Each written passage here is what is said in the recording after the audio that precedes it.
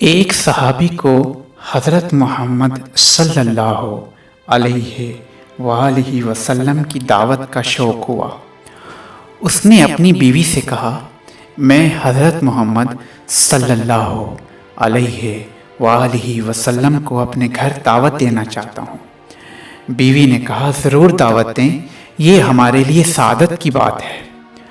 صحابی نے چھری اٹھائی اور ایک بھیڑ ذبح کی، گوشت بنا کر بیوی کو دیا اور بیوی کھانا پکانے میں مشغول ہو گئی، اور صحابی رسول خدا صلی اللہ علیہ وآلہ وسلم کو لینے کے لیے مسجد نبوی کی طرف چلا گیا۔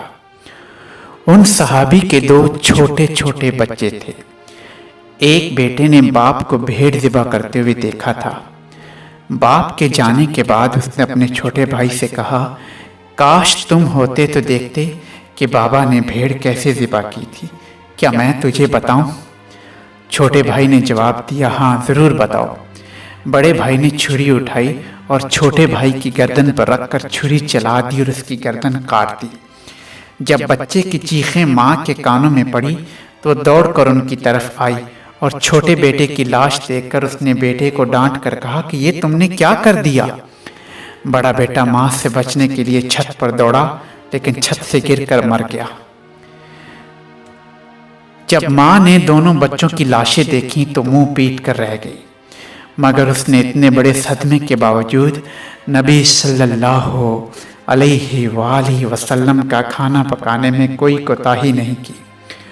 اس نے بچوں کی لاشیں اٹھائیں اور دوسرے کمرے میں رکھ کر ان پر کپڑا ڈال دیا۔ کچھ دیر بعد وہ صحابی رسول اللہ صلی اللہ علیہ وآلہ وسلم کو اپنے گھر لے آئے۔ آپ صلی اللہ علیہ وآلہ وسلم کو ایک کمرے میں بٹھایا۔ بیوی نے اپنے شوہر کو بلا کر سارا ماجرا سنایا تو صحابی نے کہا، دل پر قابو رکھنا اور نبی اکرم صلی اللہ علیہ وآلہ وسلم کی دعوت میں کوئی خلل واقع نہ ہونے دینا۔ صحابی نے آپ صلی اللہ علیہ وآلہ وسلم کی خدمت میں کھانا پیش کیا۔